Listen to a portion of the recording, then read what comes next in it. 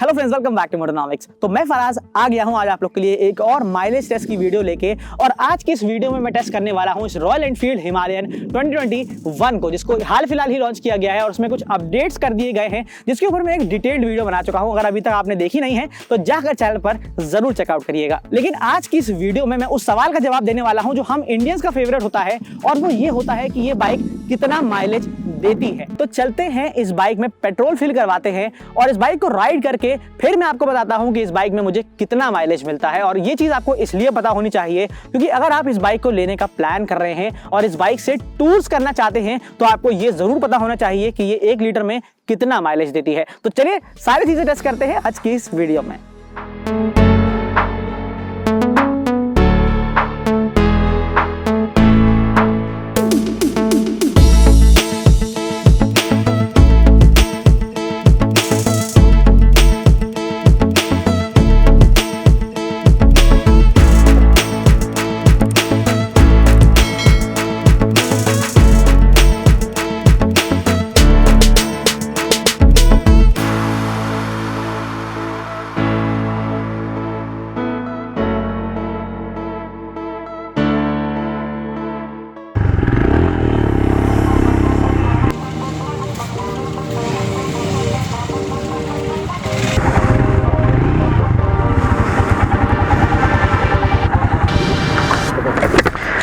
Tank full कर दिए भैया।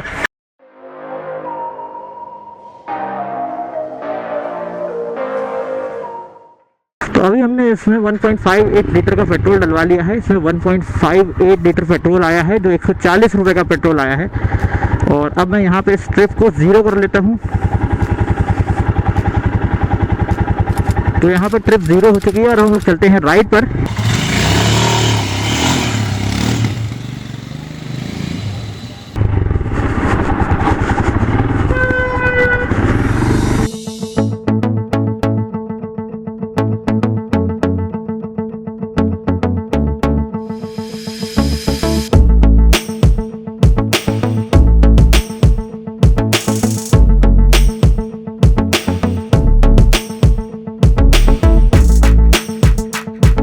तो अगर आप लोग मोटोनॉमिक्स के चैनल पर पहली बार आए हैं और आप इस हिमालयन का टेस्ट पहली बार देख रहे हैं या कोई भी माइलेज टेस्ट आप मेरे चैनल पर पहली बार देख रहे हैं, तो मैं हमेशा से वीडियो को थोड़ा सा रॉ ही रखता हूँ ताकि आपको एक ऐसा फील आ सके ताकि आप मेरे साथ राइड कर रहे हैं।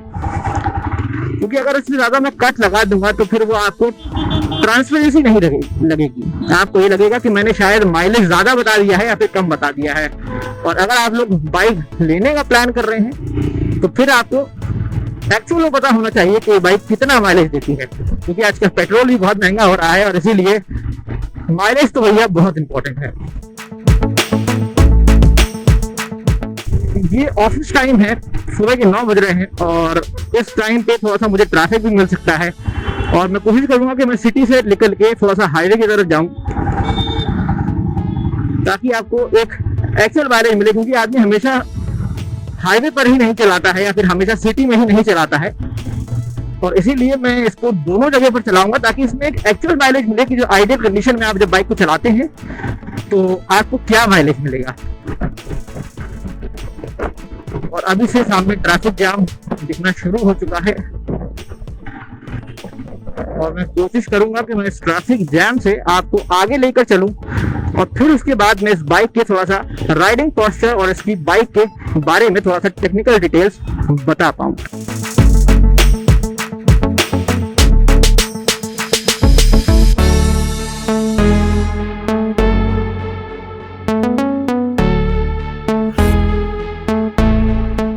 और एक प्रॉब्लम इसमें छोटी सी ये भी है कि इस बाइक में आपको ऑफ रोडिंग कैपेबिलिटीज तो काफी अच्छी मिल जाती हैं, बट इसमें जो आपको टायर मिलता है वो ट्यूब वाला मिलता है। और इसकी वजह से पर्सनली मुझे तो थोड़ा सा डर लगा रहता है कि इस बाइक को जब मैं राइड कर रहा हूँ तो ऐसा ना हो इसका टायर पंचर हो जाए।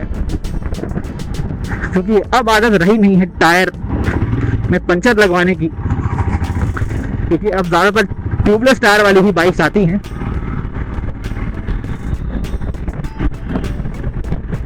बट कुछ गिनी चुनी बाइक है हिमालयन की तरह जिसमें आपको ट्यूब वाला टायर मिलता है। और इस बाइक का जो पोजीशन है ना वो काफ़ी ऊंची है, और जब आप इसको चलाते हैं तो आपको एक ये भी फील आता है कि आप दूसरी वाली बाइक से काफ़ी ऊंचे भी हैं। और अगर आपकी हाइट, ये सवाल अक्सर लोगों को रहता है कि हमारी हाइट अगर छोटी है तो क्या हम इस बाइक को ले सकते हैं। तो अभी तो वो चीज़ आपको मैं बता नहीं सकता हूँ, क्योंकि अभी मैंने इस बाइक को स्टार्ट किया है। लेकिन जैसे जैसे मैं आगे चल के इस बाइक को चलाऊंगा तो मुझे अगर कोई प्रॉब्लम पता चलेगी तो वो भी मैं शेयर करूंगा। बट फिलहाल के लिए मैं ये कह सकता हूँ कि इस बाइक में ऐसा कुछ प्रॉब्लम नहीं है। मेरी हाइट भी एक एवरेज इंडियन की ही हाइट है, और मैं 6 फीट के अंदर ही आता हूँ, अराउंड 5'8", 5'9" का ही हूँ। तो और उसमें भी आपको आराम से, अगर आप इस एवरेज हाइट के हैं तो आपको कोई प्रॉब्लम नहीं आएगी, क्योंकि मैं दोनों पैर आराम से ज़मीन पर रख पा रहा हूँ। और उसकी वजह ये है कि इसका जो सिटिंग पोस्चर है ना वो एक ऐसा कर्व सा है इसकी सीट पे, जिसकी वजह से आपको जो पोजीशन होती है, बाइक की हाइट ऊंची है, टैंक ऊपर लगा हुआ है, बट जो सीट की पोजीशन है वो इस तरीके से डिज़ाइन करी गई है कि आपके जो पैर हों वो आसानी से ज़मीन तक पहुंच सकें।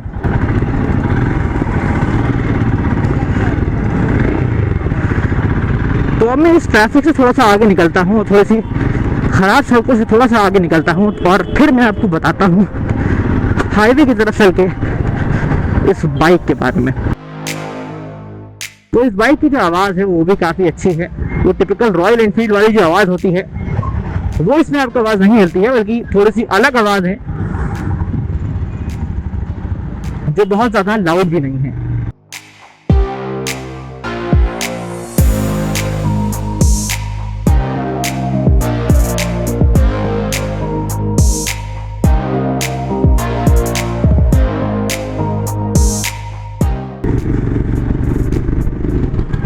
तो मुझे ऐसा लग रहा था, जो मैंने आपसे बात शायद वीडियो में कही थी, और वो ये थी कि इस बाइक में मुझे थोड़ा सा डर लगा रहता है कि कहीं इसका टायर जो है वो पंचर ना हो जाए, क्योंकि एक ट्यूब टायर है। तो इसीलिए मैं पीछे रुका था ताकि मैं देख सकूं कि मुझे थोड़ा सा हैवी हैंडल फील हो रहा था और घूमने में थोड़ी सी परेशानी हो रही थी। तो मुझे ये लगा कि इसका शायद टायर पंचर हो गया है, बट शायद हवा कम है, टायर पंचर नहीं है। बट अगर आगे कहीं दिखता है और टाइम सही रहता है तो फिर मैं एक बार रुक के पंचर चेक करवा लूंगा।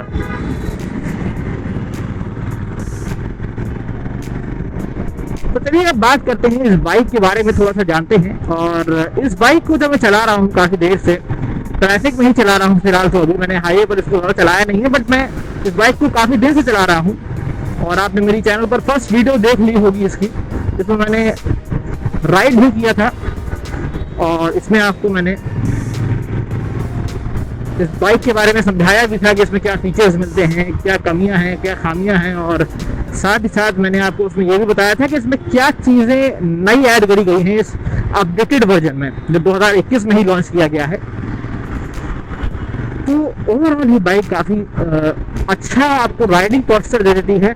तो उसकी वजह यह है कि जो इसके हैंडल बार्स हैं, ये रेज हैंडल बार हैं, ऊपर थोड़े से लगे हुए हैं, और जिसकी वजह से आपको ज़्यादा टिल्ट भी नहीं होना पड़ता आगे की तरफ, और आपको बहुत ज़्यादा स्ट्रेट भी नहीं होना पड़ता, जिससे दोनों ही कंडीशन में आपके जो बैक में पेन होने लगता है।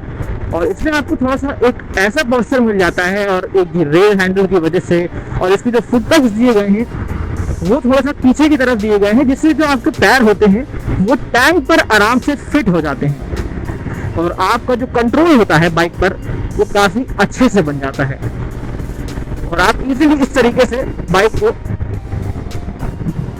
मैन्यूवर कर पाते हैं।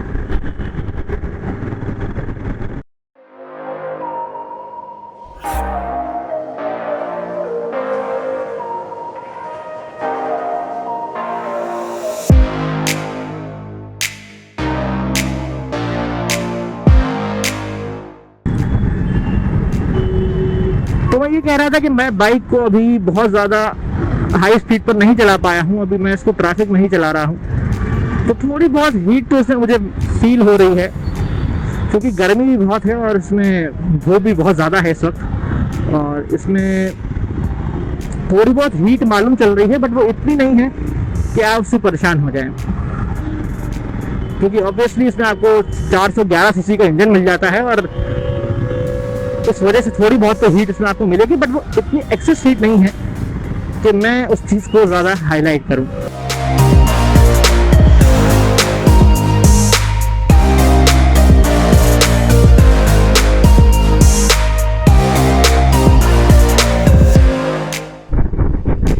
उम्मीद है कि अब मुझे थोड़ा सा कम ट्रैफिक मिलेगा। और अब मैं इस बाइक को थोड़ा सा हाईवे की तरफ लेकर चलता हूँ और अभी आप देख सकते हैं कि यहाँ पे 10.2 किलोमीटर ही कंप्लीट हुए हैं। और मैं इस बाइक को आगे लेकर चलता हूँ ताकि मेरी कैमरा की बैटरी ना खत्म हो जाए। और मैं थोड़ा सा आगे लेकर चलता हूँ, फिर मैं आपको बताता हूँ कि हम लोग कितना किलोमीटर ट्रैवल कर चुके हैं।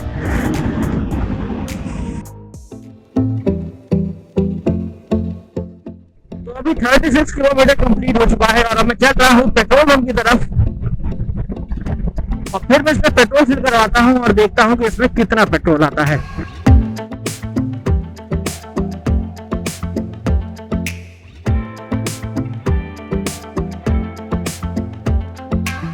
तो ये एक छोटा सा बैच है जो थोड़ा सा खराब है। मैं ऊपर से भी जा सकता था लेकिन मैं यहाँ पे नीचे से जा रहा हूँ ताकि मैं ये टेस्ट कर सकूँ कि इस बाइक में सही तरीके से सैडलिंग हो पाती है या फिर नहीं। बहुत ही स्मूथली मैं इस चीज़ को कर पाया हूँ।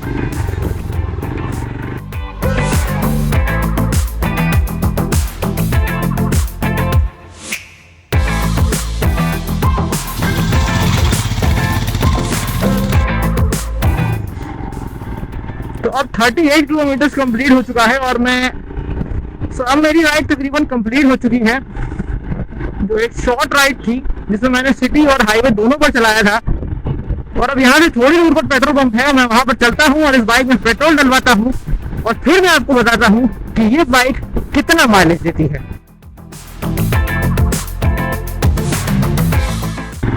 यहाँ पे रास्ता ही बंद था तो अब यहाँ से चल लेते हैं।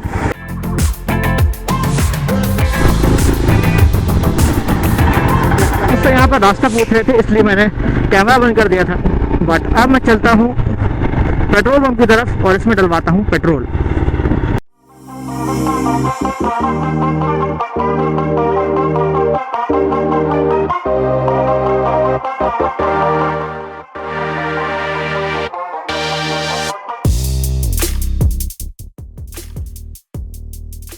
तो बिल्कुल फुल हो चुका है पेट्रोल यहाँ पर।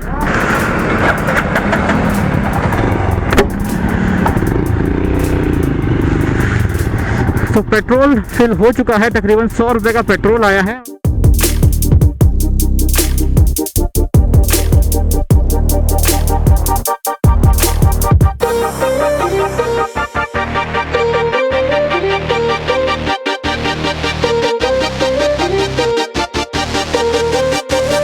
तो मैंने इस बाइक को राइड कर लिया है, इसका माइलेज टेस्ट कर लिया है और ओवरऑल मैंने इस बाइक को 39.1 किलोमीटर चलाया है। और जब मैंने इसमें दोबारा पेट्रोल डलवाया था तो 1.12 लीटर्स का पेट्रोल आया है और उसके हिसाब से इस बाइक का जो माइलेज निकला है वो 34.8 किलोमीटर पर लीटर का है। तो 411 सीसी के हिसाब से, 411 सीसी वाली इस एडवेंचर टूरर के हिसाब से बहुत ही ज़बरदस्त माइलेज है। क्योंकि इस बाइक को मैंने सिटी में भी चलाया है, हाईवे पे भी चलाया है, इनफैक्ट मैंने इसको तेज़ भी चलाया है और मिड रेंज में भी चलाया है। और उस हिसाब से इस बाइक का जो माइलेज निकला है वो काफ़ी ज़बरदस्त है। और ये बाइक टूरिंग के लिए इसलिए भी अच्छी है क्योंकि इसमें आपको अच्छा कंफर्ट मिल जाता है, 15 लीटर्स का फ्यूल टैंक मिल जाता है और अच्छी राइडिंग कैपेबिलिटीज़ भी मिल जाती है। तो इन सारी चीज़ों को देखने के बाद बस मैं आपसे यही कह सकता हूँ कि अगर आप लोग अपने लिए एक अच्छी एडवेंचर टूरर ढूंढ रहे हैं जिसमें आपको अच्छा माइलेज मिल जाए, अच्छी राइडिंग पोजीशन मिल जाए, तो फिर आपके लिए ये बेस्ट पैकेज है। तो अगर आपको ये आज का माइलेज टेस्ट पसंद आया हो और इसी तरह का आप लोग ऑटो कंटेंट देखना चाहते हो तो चैनल को एक बटन दबा के सब्सक्राइब कर दीजिए और अगर वीडियो पसंद आ ही गई है